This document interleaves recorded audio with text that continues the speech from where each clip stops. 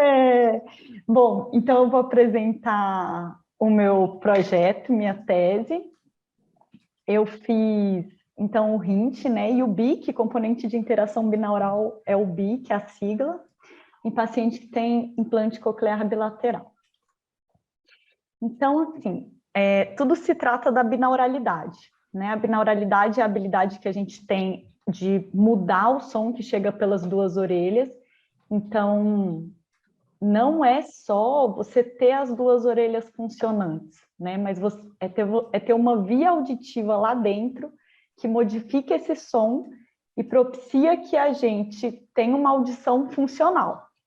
E aí, os processos binaurais, então, são diferentes de bilaterais, né? Então, bilateral é uma coisa mais simples de entrada dos dois lados, e binaural são esses processos vivos que acontecem e se modificam dentro da via auditiva. E são esses processos binaurais a base para a gente conseguir localizar o som do espaço e para a gente ouvir em ambiente ruidoso.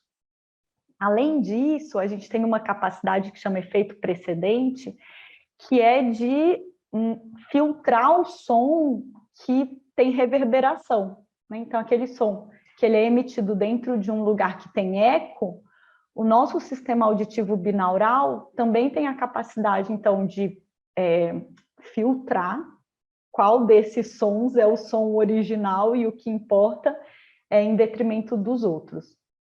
E aí, a via auditiva binaural ela é muito bem descrita subcortical, então em tronco encefálico. A gente não sabe muita coisa como é a anatomia mesmo binaural em córtex. E aí, no sistema auditivo, na parte subcortical, né, no tronco encefálico, acontecem esses processos binaurais a partir do complexo olivar superior. E, assim, tem até alguns estudos que cogitam que ele comece no núcleo coclear, mas ele é bem descrito a partir do complexo olivar superior, é quando essas vias começam a se cruzar, e é onde a gente tem neurônio especializado em audição binaural. E aí essa figura eu gosto muito dela, porque ela mostra o quanto a via auditiva da gente é complexa, o quanto esses núcleos comunicam entre si, num vai e vem enorme, e dentro de cada núcleo a gente tem pequenos subnúcleos que também se comunicam entre si com outros subnúcleos. Então a gente não pode subestimar a capacidade da nossa via auditiva, que é uma coisa impressionante.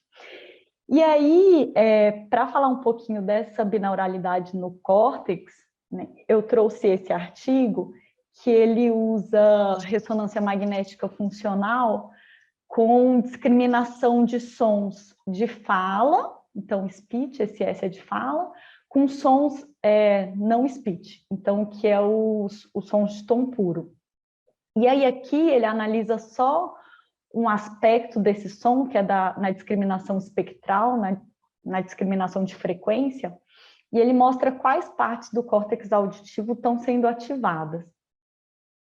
E aí a gente consegue ver assim, tanto na discriminação dos sons de fala, que é a figura de baixo, quanto na discriminação dos sons que não são de fala, a gente tem a ativação principalmente dos córtex auditivos primários, né, que ficam aqui.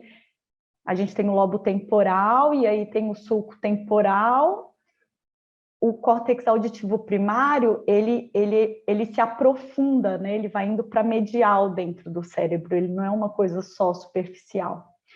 E a gente ativa, então, quando a gente precisa dessa binauralidade, a gente ativa o córtex auditivo primário, mas a gente ativa também, por exemplo, giro frontal, principalmente para os sons de fala. Só que, assim, dá para a gente ver que, apesar de algumas pequenas diferenças das ativações, né, ó, aqui em cima, no frontal, no de fala, ativa muito mais do que não de fala. Só que a parte de ativação do córtex temporal, ela é bem parecida para os dois tipos de som, né? E isso aqui é para mostrar que, então a gente tem, isso aqui é uma tarefa binaural de discriminação utilizando pista espectral, pista de frequência. Então, esse aqui é para mostrar que a gente tem binauralidade, principalmente no córtex auditivo primário. A gente não tem nenhum trabalho que fala sobre binauralidade em córtex auditivo secundário e terciário, mas eu acredito muito que deva existir, mas a gente ainda não conseguiu descrever. Viu?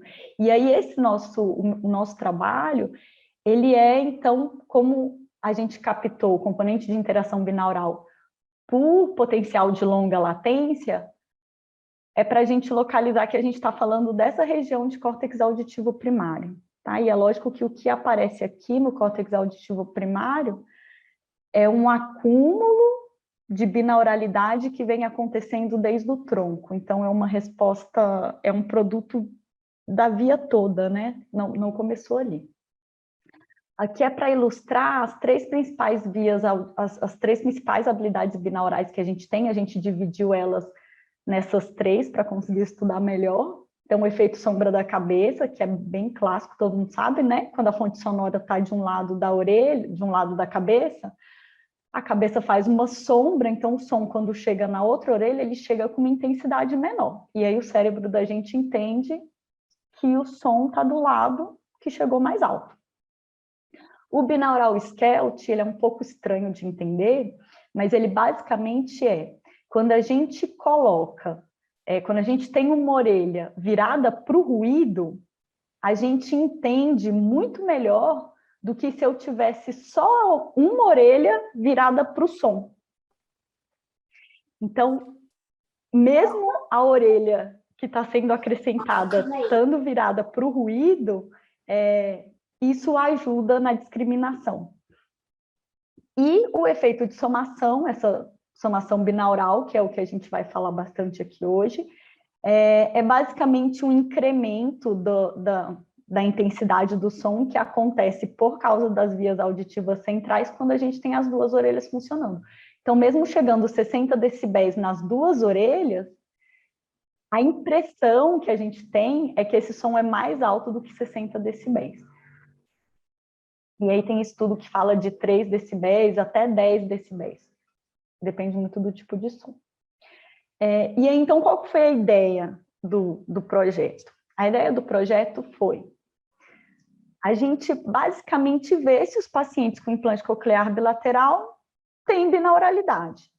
E se essa binauralidade, ela se apresenta tanto pela via clínica, e daí usando o HINT, que é o Hearing Noise Test, e pela via eletrofisiológica para a gente ver uma resposta de despolarização de neurônio binaural.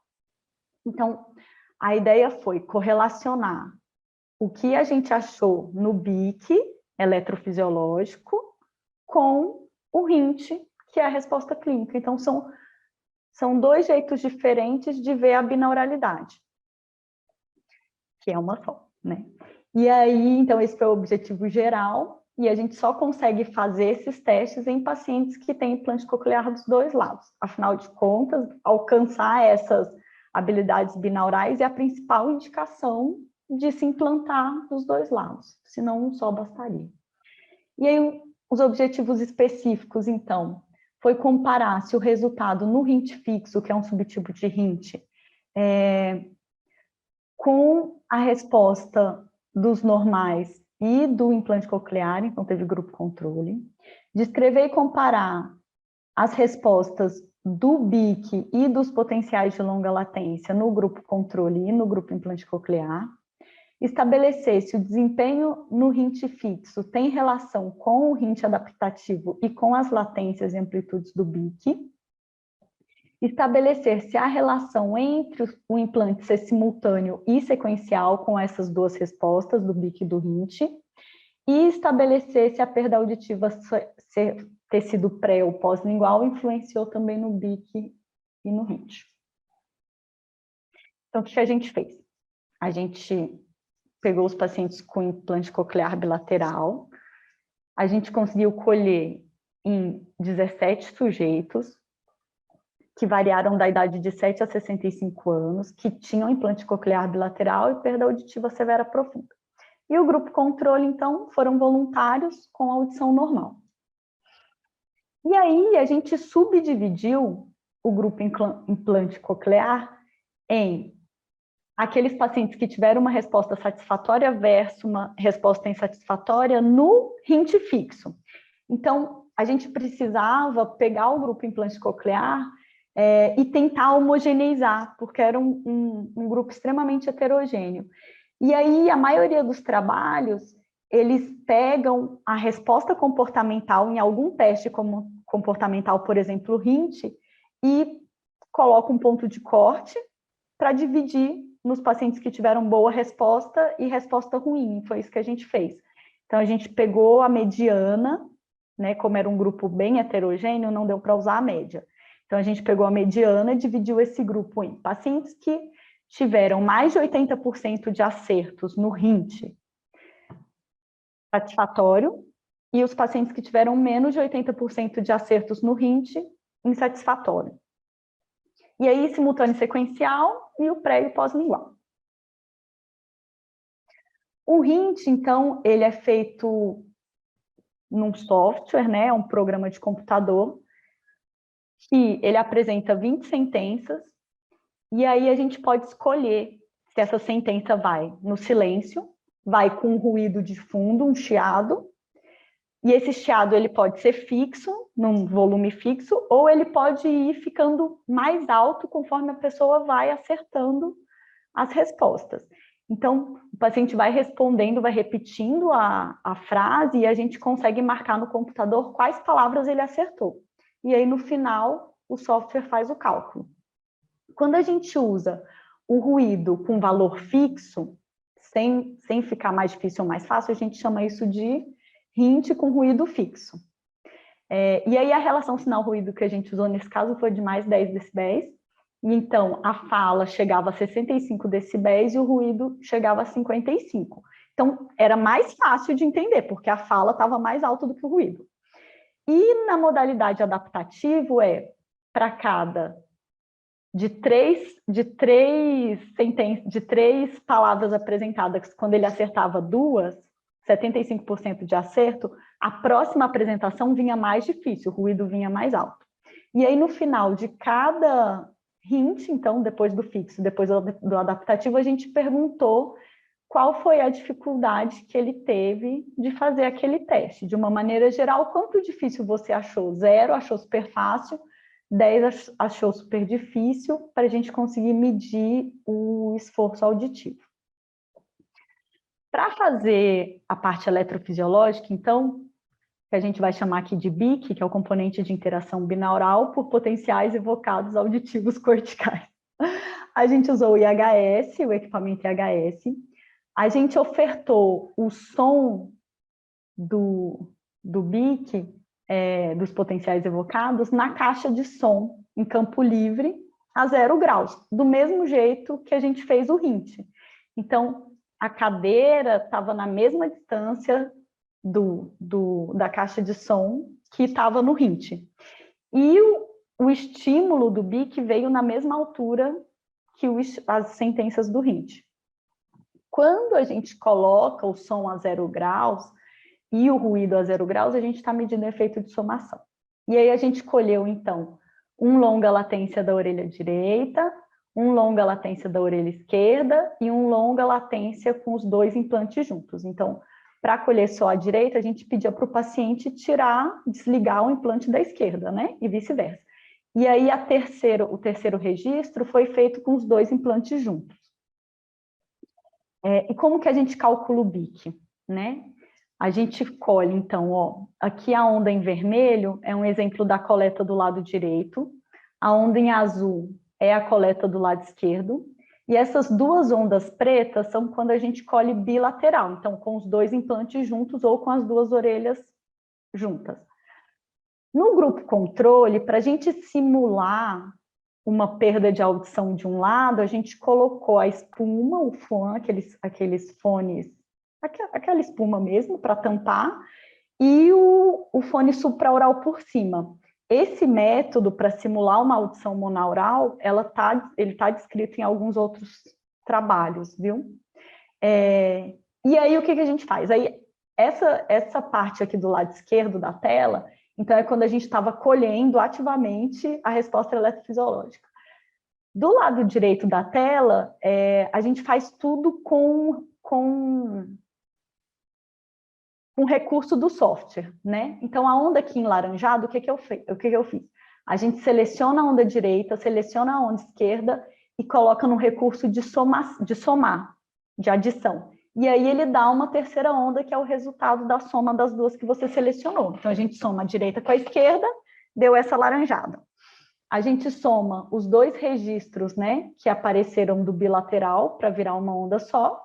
E aí, para calcular o BIC, eu seleciono a laranjada e dou um menos e seleciono a rosa. E aí a gente colhe o BIC. Então, o BIC, ele é a onda bilateral diminuída da soma das ondas monoaurais. Viu? Se ficar confuso, vocês podem perguntar. E aí vocês concordam assim, né? Que se essas duas ondas fossem iguaizinhas, é uma conta de matemática. Se essas duas contas fossem iguaizinhas, quando eu diminuo uma da outra, eu teria uma onda isoelétrica, né? Como se fosse zero a resposta. Quando eu tenho uma onda que tem um resultado, que tem uma onda, quando eu tenho um registro que tem uma onda, quer dizer que essas duas ondas não são iguais. E aí, classicamente, o que a gente faz é diminuir o bilateral da soma dos monoaurais. Por quê? Porque a soma dos monoaurais é maior do que o bilateral. Então, a gente fala que essa onda bilateral, né, que ela é gerada por respostas binaurais também, ela é primariamente por processos inibitórios. Então, a gente recruta neurônios diferentes para conseguir produzir essa onda bilateral do que a gente recruta neurônios para fazer as ondas monoaurais, tá? E aí, no final das contas, a gente consegue ter um registro com uma onda que a gente consegue, então, plotar aqui, colocar P1 e N1.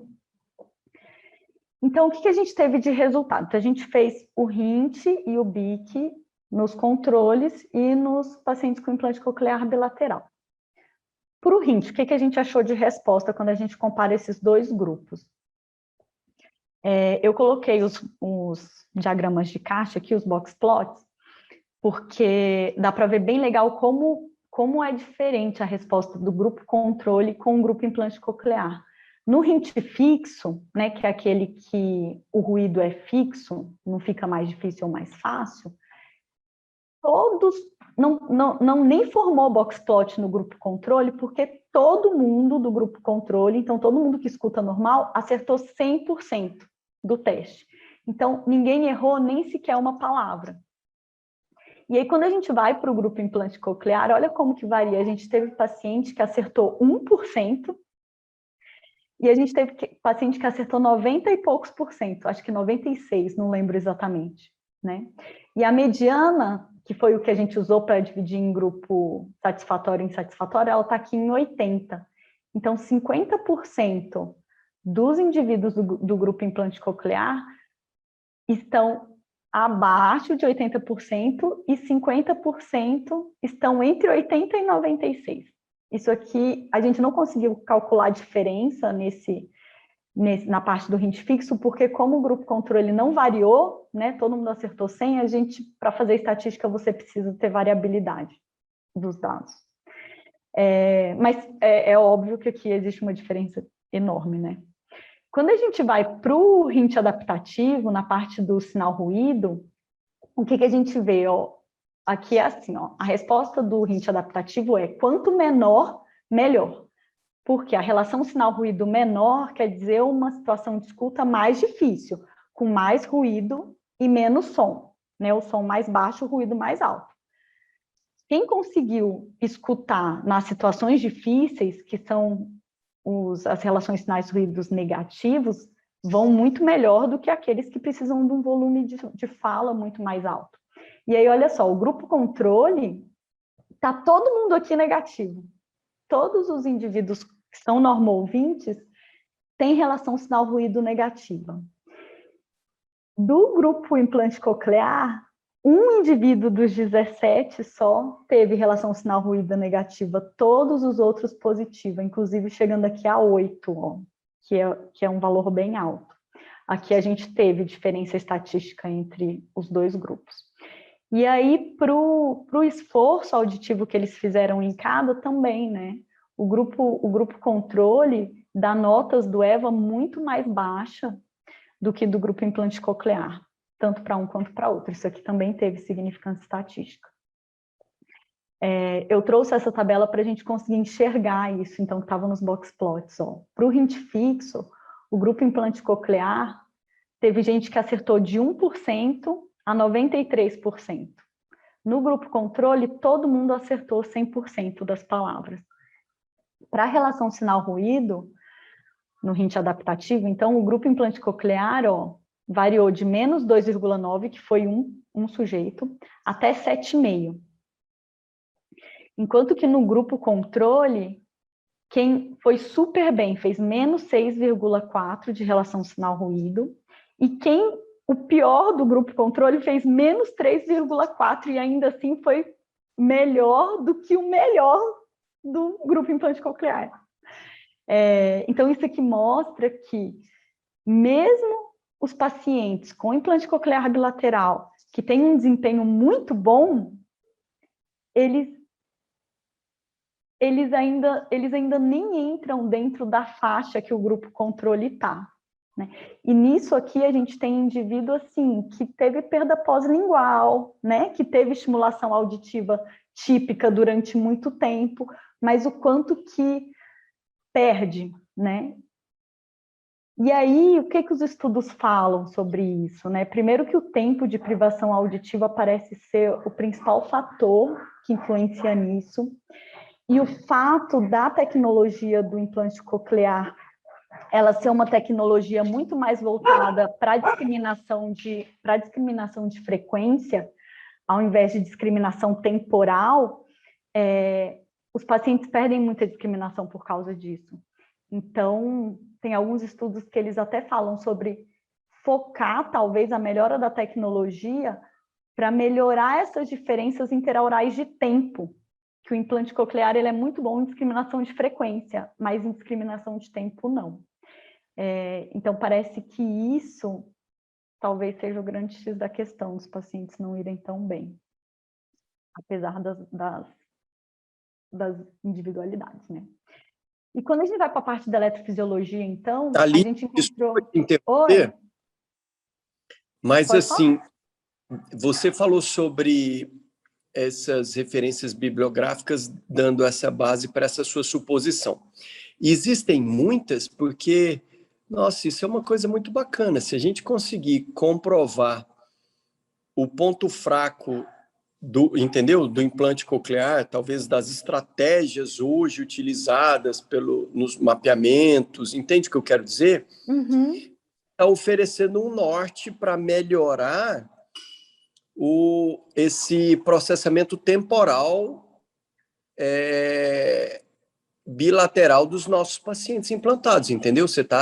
O teu estudo ele abre uma área de um potencial muito grande para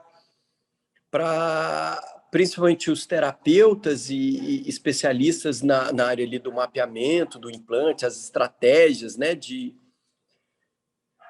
do implante, para poder corrigir isso e melhorar nesse ponto cego, ponto fraco, não é? Não, eu concordo. E Nossa, assim, porque eu todos acho esses que... pacientes implantados.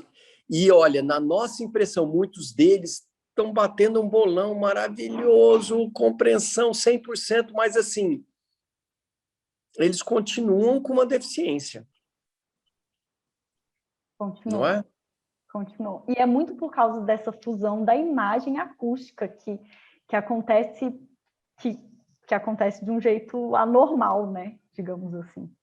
Porque, E assim... para ter noção, isso inclusive para a gente publicar o manuscrito, a gente pode focar nisso, né? Até como um título de um dos manuscritos, como assim, mostrando claramente que isso é uma área muito promissora, porque se a gente provar que a gente pode mudar, inclusive, as estratégias de mapeamento. Deixa eu só anotar aqui isso.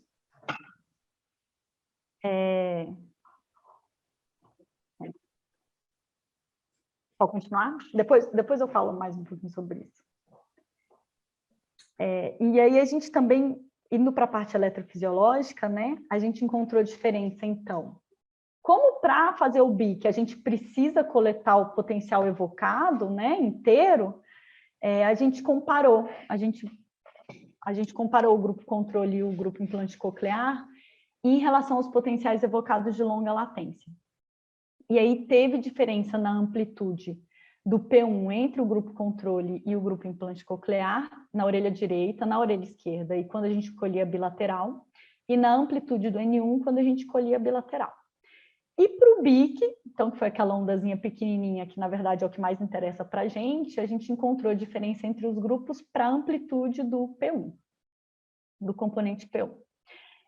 Bom, o fato da gente ter feito a parte dos potenciais evocados usando um tom puro, né, o tone burst, e a gente ter feito em campo livre, né, porque a gente queria fazer o potencial evocado nas mesmas condições que a gente fez o hint, a gente espera que as nossas respostas tenham menores amplitudes e maiores latências por causa dessas condições do que quando a gente compara com o fone de ouvido, você fazendo o exame com o fone de ouvido. As amplitudes no grupo controle, elas foram menores do que no grupo implante coclear. Então, isso aqui também vai ao encontro de alguns estudos que mostram que amplitudes menores das ondas de potenciais evocados têm a ver com melhor desenvolvimento do sistema auditivo. Provavelmente porque quando a gente, de fato, aprende e habitua algum tipo de estímulo sensitivo, a gente recruta menos neurônio. E a amplitude tem muito a ver com recrutamento em termos de quantidade, né? Então, o grupo implante coclear teve amplitudes maiores, fazendo pensar que essa via, então, é uma via auditiva que funciona de um jeito diferente. Talvez eles precisem recrutar mais neurônios para conseguir ter uma resposta binaural do que uma pessoa que escuta normal. Será que a neuroplasticidade que acontece dentro desse córtex auditivo primário de um paciente que usa implante coclear, ela modificou de um jeito assim? A gente tem no córtex auditivo representações da tonotoxicidade coclear. Então, lá no córtex auditivo, a gente tem linhas de frequência que refletem as mesmas frequências que a gente tem na cóclea. É como se fosse uma continuação daquela tonotoxicidade coclear, a gente tem um mapa coclear da tonotoxicidade no córtex auditivo. E a gente tem um mapa da binauralidade que cruza com o mapa coclear. Então, assim, são neurônios diferentes, né? Tem neurônios que estão relacionados com o mapa coclear de frequência, e a gente tem um outro mapa de neurônios que vem perpendicular a esse mapa da cóclea, que é de resposta binaural de neurônios binaurais. Só que quando eu falo, tem um mapa binaural no córtex, eu não estou dizendo que esses neurônios só respondem a sons que chegam pelas duas orelhas. Esses neurônios, eles despolarizam, às vezes por informação que chega só da direita, às vezes que chega só da esquerda, que chega pelas duas. Então, o neurônio binaural não é um neurônio que só responde a estímulo bilateral, viu? O negócio é bem mais complicado que isso. E aí, será que no implante coclear, a neuroplasticidade que acontece, a gente amplia esse mapa binaural a despeito desse mapa coclear, que talvez ele diminua de tamanho, porque a gente tem menos representação coclear, né? Não dá para comparar o que o eletrodo manda com o que as células ciliadas internas mandam, né?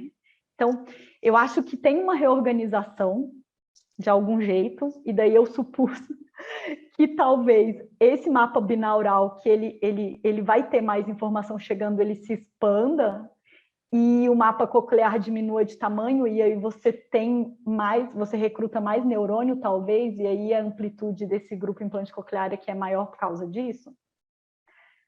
Talvez, né? Do mesmo jeito que a gente sabe que tem neuroplasticidade para quando você tem privação sensorial de qualquer tipo de estímulo sensitivo, seja visual, auditivo, enfim, não é impossível você pensar que tem uma reorganização desse tipo.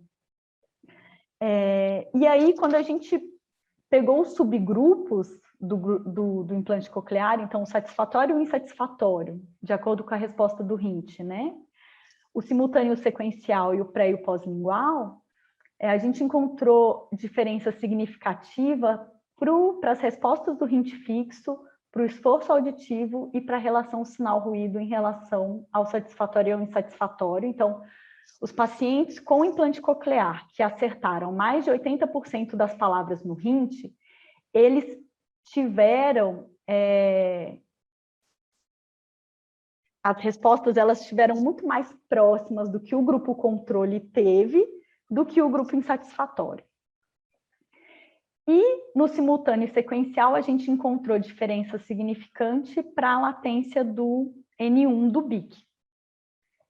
No grupo pré e pós-lingual, a gente não encontrou diferença em nada. Provavelmente porque a amostra é pequena, né? E aí, aqui no simultâneo sequencial, então, os pacientes do grupo sequencial, eles tiveram respostas de eletrofisiologia mais próximas ao grupo controle do que o grupo simultâneo. E aí, isso aqui possivelmente é por causa da idade do diagnóstico, do menor tempo de privação, dessa via auditiva que teve a chance, né, de se desenvolver de um jeito típico. E aí... Então, assim, a gente viu que existe binauralidade no implante coclear bilateral, e isso não é novo, isso acontece há muito tempo. O X da questão, talvez, é como acontece essa binauralidade. E a gente tem encontrado, né, a resposta eletrofisiológica de binauralidade na maioria dos pacientes implantados, dos 17, 4 não tiveram BIC. Então, 13 pacientes tiveram resposta binaural. Mesmo aqueles que foram sequenciais mais longos, mesmo aqueles que foram pré-linguais, eles tiveram resposta binaural. E aí eu fiquei pensando se a resposta binaural, ela seja, talvez, independente do que acontece, por exemplo, na síndrome de preferência oral, né? Então, os estudos falam assim, que quando você demora muito tempo para implantar um ouvido, o segundo ouvido, né, em relação ao primeiro, ou quando você tem muito tempo de surdez assimétrica, o córtex auditivo, ele responde por aquele ouvido que tem mais experiência. Então, se o meu ouvido direito foi o ouvido que eu fiz o implante primeiro, a gente tem muito mais resposta contralateral do hemisfério esquerdo do que do direito, mas é importante lembrar que existe via ipsilateral também, viu? Não é uma coisa exclusiva, tem via para os dois lados. E aí, quando eu implanto o lado esquerdo, ainda assim o meu cérebro, ele só responde como se eu tivesse com um implante mais antigo só. Se isso acontecesse de um jeito muito a ferro e fogo, a gente não ia ter, talvez, resposta binaural, porque é como se esse cérebro ignorasse o implante novo, né? Mas o fato da gente ter resposta binaural mostra que, assim, o implante coclear novo, ele também estimula a ipsilateral, que é o mesmo hemisfério que estava sendo estimulado pelo primeiro implante, né? E o primeiro implante, ele estimula o cérebro ipsi, em termos de quantidade muito menor, né? E aí, quando eu coloco esse implante do outro lado, que essa via, teoricamente, a gente acha que ela não funciona tão bem, só que, será que só um hemisfério produzindo resposta binaural já não é o suficiente para a gente ter binauralidade, né? Então, o nosso estudo parece que diz isso, né? Você não precisa ter os dois hemisférios super funcionando bem para você ter binauralidade, basta que você tenha entrada dos dois lados para você conseguir ativar melhor as células binaurais do hemisfério mais antigo, que estava sendo estimulado pela orelha mais antiga. E isso é incrível, porque daí, enfim, porque daí esse cérebro, o hemisfério direito, que estava sendo estimulado mais antigo, ele faz aferência para o outro córtex primário, né? Então, você consegue ativar os córtex não só pela via periférica, você tem um intercruzamento lá dentro que se retroalimenta, e aí, será que isso com o tempo, enfim, né? O cérebro é uma coisa incrível. Eu acho muito que a binauralidade vem por meio dessas vias. Só que ela só acontece se você tem duas entradas. Depois que essas duas entradas estão estabelecidas, a redundância dentro do sistema nervoso auditivo, ela vai acontecendo. Parece que foi isso que a gente conseguiu ver, mas é um estudo transversal, né? E aí, por fim, aqui a parte de correlação, quando a gente correlacionou os resultados do RINT com o BIC, que afinal de contas era o principal objetivo. A gente encontrou algumas correlações, então as correlações mais fortes, obviamente, foram em relação ao RINT, com o esforço auditivo dele mesmo, então o EVA do RINT fixo teve uma correlação forte com o RINT fixo, a relação sinal-ruído do RINT adaptativo teve uma correlação moderada com o EVA dele, com o esforço auditivo dele, e isso era esperado, acho que se não tivesse essas correlações, a gente tinha que achar estranho o resultado. A relação sinal-ruído do RINT fixo teve uma correlação com o RINT fixo, então, assim, aquela pessoa que acerta muitas palavras com o ruído fixo, ela tem ela tem respostas melhores na relação sinal-ruído do RINT adaptativo também. Então, quando ela vai bem em um, ela vai bem em outro. Se ela vai mal em um, ela vai mal no outro. E aí a relação é inversamente aqui, é negativa porque a unidade da relação sinal-ruído, ela é, né, quanto menor, melhor. E a do RINT fixo é quanto maior, melhor. E aí, para a parte eletrofisiológica, então, a gente teve correlação positiva das amplitudes e das latências, tanto de P1 quanto N1. Então, quando a amplitude do N1 estava maior, a amplitude do P1 estava maior. Quando a latência do N1 estava maior, a latência do P1 também estava maior. Elas meio que se deslocaram em bloco. E o mais importante foi esse aqui. A gente teve uma correlação negativa entre a amplitude do P1 e o RINT fixo, e entre a amplitude do P1 e a relação sinal-ruído. Então, o que quer dizer? Quanto menor a amplitude do P1 no BIC, maior a resposta do RINT fixo. Então, os pacientes que tiveram resposta, acertaram mais palavras no RINT fixo, tiveram amplitude menor no BIC. Foi aquilo que a gente viu, que parece que as amplitudes menores têm a ver com o melhor desenvolvimento do sistema auditivo. E os pacientes que tiveram relação sinal-ruído menor no RINT, então foram melhores, né? Porque relação sinal-ruído menor quer dizer que é mais difícil de escutar. Tiveram menores amplitudes de P1. E daí, de novo, né? Quer dizer que a amplitude do P1 no nosso estudo teve correlação com melhores desempenhos na escuta no ruído. Então, acho que apesar da gente falar muito da parte anatômica e etc., o que importa no final das contas é o desempenho clínico de como que esses pacientes conseguem viver, né? E entender o mundo, afinal de contas, ouvindo. E aí, eu acho que o grande X da questão, eu acho que o que eu aprendi muito com tudo isso, foi assim, a binauralidade, ela é a audição, sabe? a gente estuda como se fosse uma habilidade auditiva separada, mas não existe uma audição que seja eficaz sem a binauralidade. A binauralidade é a audição, é o desempenho auditivo, né? É o que a gente precisa para discriminar, porque a audição é discriminação, não tem outra coisa, né? Você, às vezes, só perceber o som e não discriminar, não é um sujeito auditivo, uma pessoa que escuta de verdade. Então, a gente precisa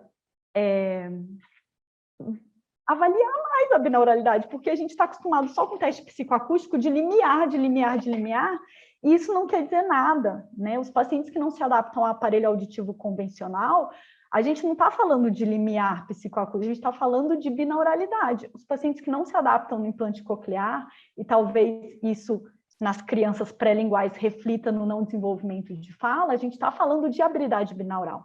E aí, a habilidade binaural é discriminação temporal e discriminação de frequência. Se uma das duas coisas não acontece bem, não tem binauralidade, a gente não tem clínica boa. Se você... A parte temporal, de discriminação temporal, tem muito a ver com a posição dos eletrodos dentro da cóclea. E aí, o quanto que...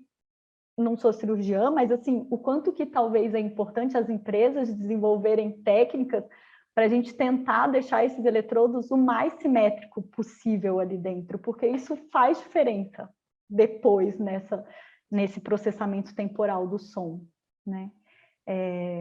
Apesar de ser um estudo transversal, observacional, que não traz nem causa nem consequência, não permite que a gente infira nada disso, mas acho que foi legal para conseguir abrir um monte de questionamento, assim, fazer pensar melhor, né?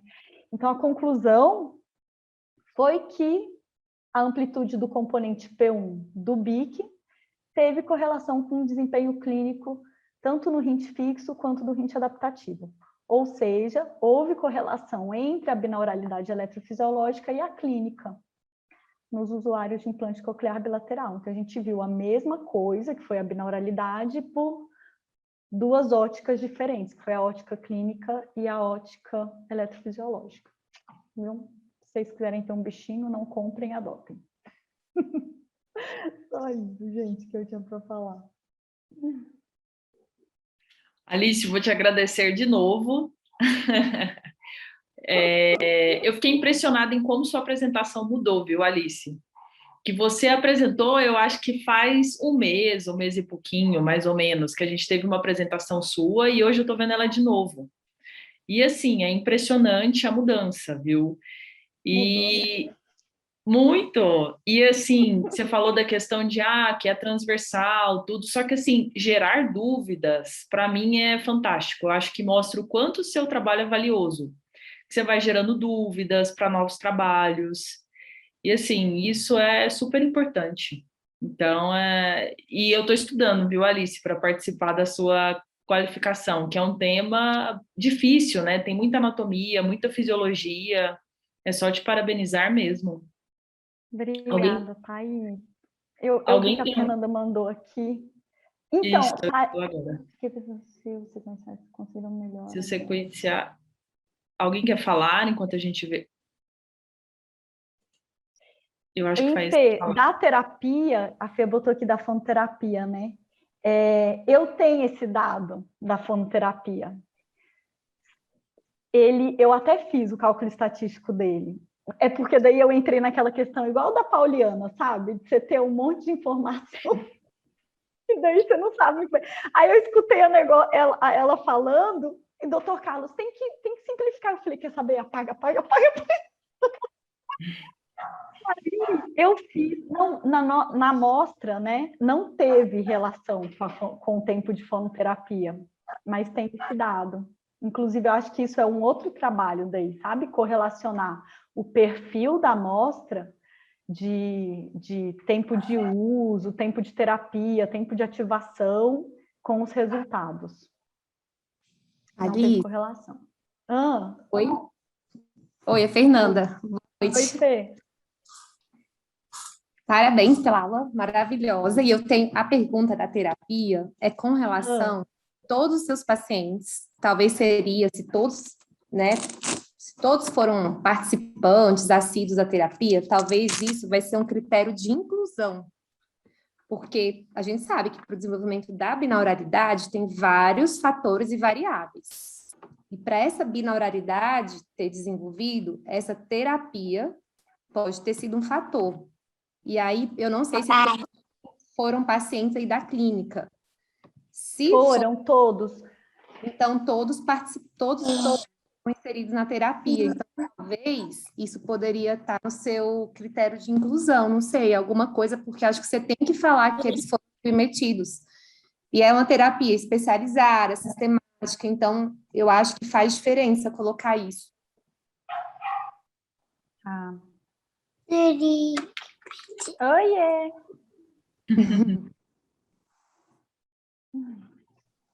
Anotei, Fê. E Alice, outra coisa, eu coloquei também. Todos foram participantes são pacientes da marca Cóclea? Tem 2 que são Medel. Entendi. Não, é porque com relação também, tem já estudos mostrando da diferença de eletrodos perimodular e de parede lateral. Aí eu não sei se isso faria diferença também, talvez como você está fazendo essas correlações, talvez a gente pode isso até olhar no sistema e ver se isso faz diferença também no RINT, por exemplo, na discriminação. Todos da Cóclea são de um tipo e todos da Medel são de outro? Estão sem aula. Uai, não, tá saindo, Faez. Oi? Tá Tão saindo, ouvindo? tá ouvindo. Tá escutando, Faez? O pai, eu acho que é o dele. Acho que ele congelou. Hein, Fê? Mas os da Cóclea são todos de um tipo, da Medel são todos de outro ou não? Não, são eletrodos variados. Ah, tá. Essa informação eu não tenho, mas é uma ideia, né? Dá para fazer mais artigo com isso, né? Sim. A gente pode olhar no sistema para você. Porque, tipo assim, ano que vem, eu vou ter que tirar o atraso dos meus débitos de artigo do doutorado inteiro, entendeu?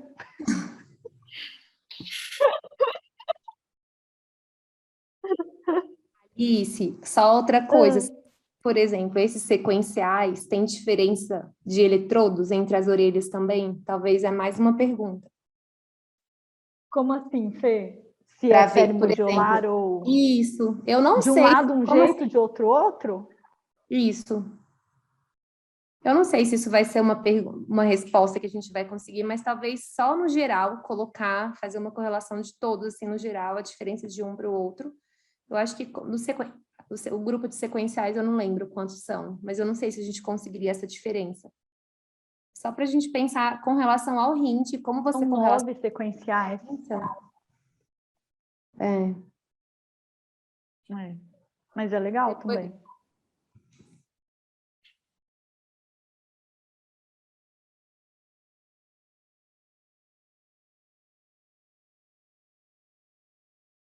Oi? Tem outra pergunta aqui, da Raíssa.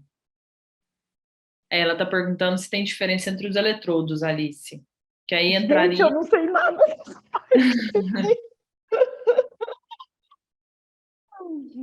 Mas Essa a questão não é a diferença do Ah. 400 e 600, Raíssa, é com relação Isso. perimodular de parede lateral. Acho que não é com relação à tecnologia. Né? Porque, assim, tem estudos que falam que o perimodular tem uma percepção melhor, porque não gasta tanta energia da diferença, né? Abraça mais, vamos dizer, o modilo. Tem alguns que dizem que a de parede lateral tem uma melhora, principalmente com relação à discriminação. Então, eu não sei falar desses pacientes a diferença de cada um. Principalmente aí, eu acho que o que vai mais chamar atenção aí é o grupo sequencial. E a diferença desse implante com relação a isso. Se isso vai ser uma variável, então teria que correlacionar para saber se a gente encontraria diferença ou não.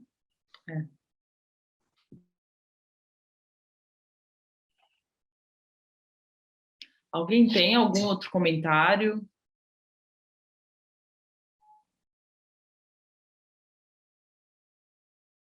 Existem vários estudos que confrontam os eletrodos, né? Do ponto de vista da fisiologia coclear, a gente crê que os perimodiolares são superiores, então por isso que a gente investe nisso. Mas a diferença é sempre aquém do justificável, mas pelo conhecimento da anatomia, isso quem fala são os construtores dos eletrodos, se investe nos eletrodos perimodiolares. Como o que eu gostei muito da sua apresentação hoje, Alice, porque hoje você desviou o foco, você está focando numa área que é mais inédita e que talvez traga mais interesse para a comunidade acadêmica, que é focar talvez na weakness da bilateralidade com o implante coclear. E realmente, a pergunta que eu me faço é: será que essa fraqueza evidenciada no seu estudo é apenas uma forma, apenas mostra para a gente, evidencia que nós é que não estamos sabendo avaliar da maneira correta a bilateralidade do paciente implantado?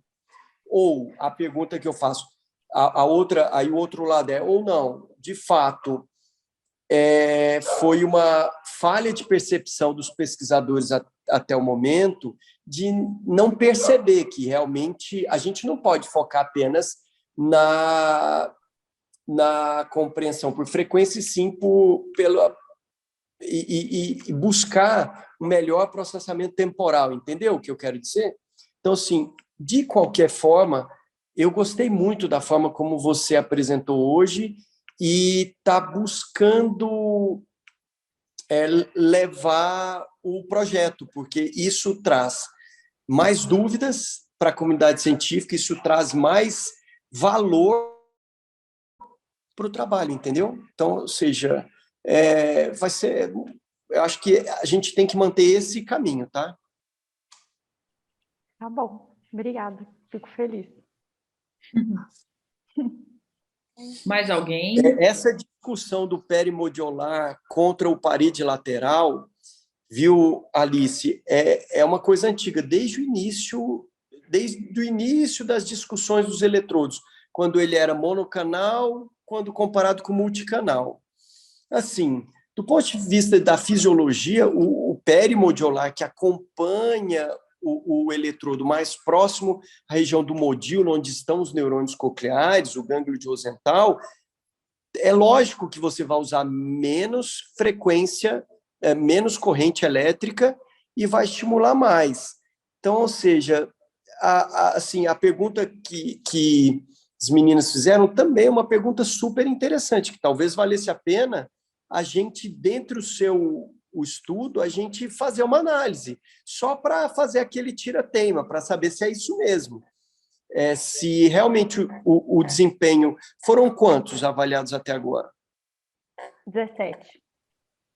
17. Então, desses 17, vamos analisar quantos são perimodiolares, quantos são parede lateral, e vamos tentar avaliar se existe uma diferença estatística.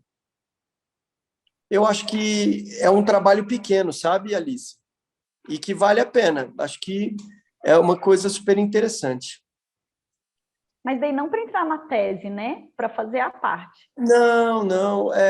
Isso é para um artigo, né? Para um novo artigo. E assim, não dá trabalho, porque dos 17, se você quiser, amanhã com calma, se você me falar, a gente tem ali a lista, as meninas também, Fernanda, Carol, elas te passam imediatamente a tabelinha, qual que é o eletrodo de cada um desses 17. E aí você, que já tem os dados dos 17, vai poder analisar, passa a missão para o estatístico e ele faz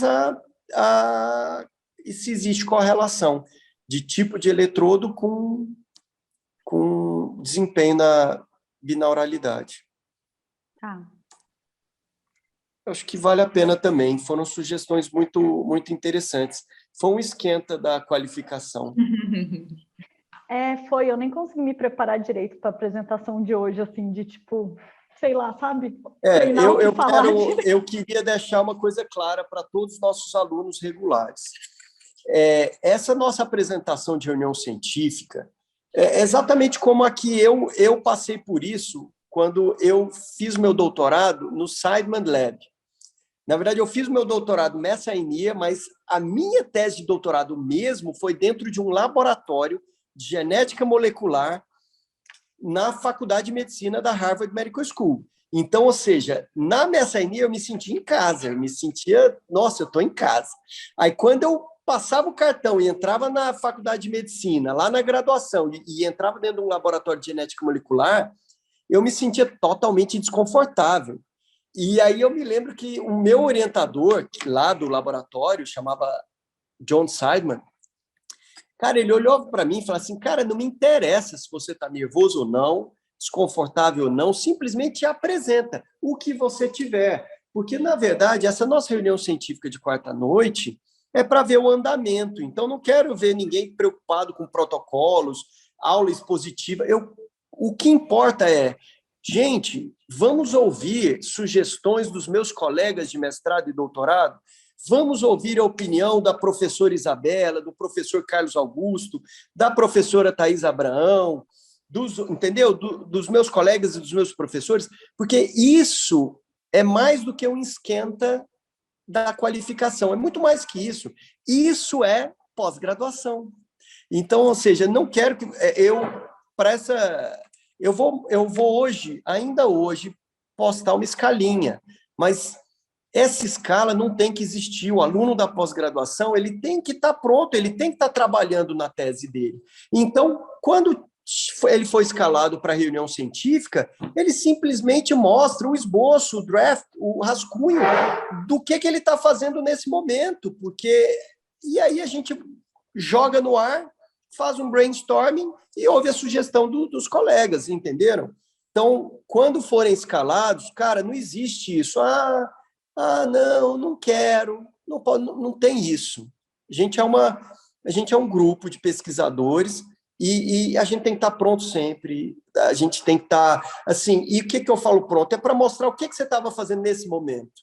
Bota para a gente te ajudar. Então é isso. Foi excelente, viu, Alice? Tá num bom caminho. Obrigada. Thaís, é contigo. Ainda bem, né?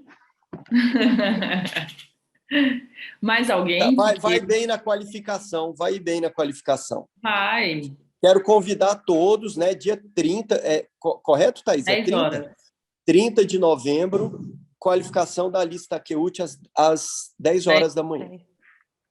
Isso. Tá Exato. bom? Eu acho que é isso. A gente não tem mais perguntas aqui no chat. Acho que a gente pode encerrar a reunião, então, científica de hoje. Fernanda falando, Alice, que vai ser um sucesso. Vai ser. Muito obrigada a todos pela participação. Gente. A gente se encontra, então, quarta-feira que vem. Boa noite a todos e bom descanso. Até. Obrigada, doutora Alice. Muito Tchau, bom. Laurinha. Obrigada a você. Viu? Boa Obrigada. sorte. Um Beijo, abraço. saudade de você. Um abraço, querida.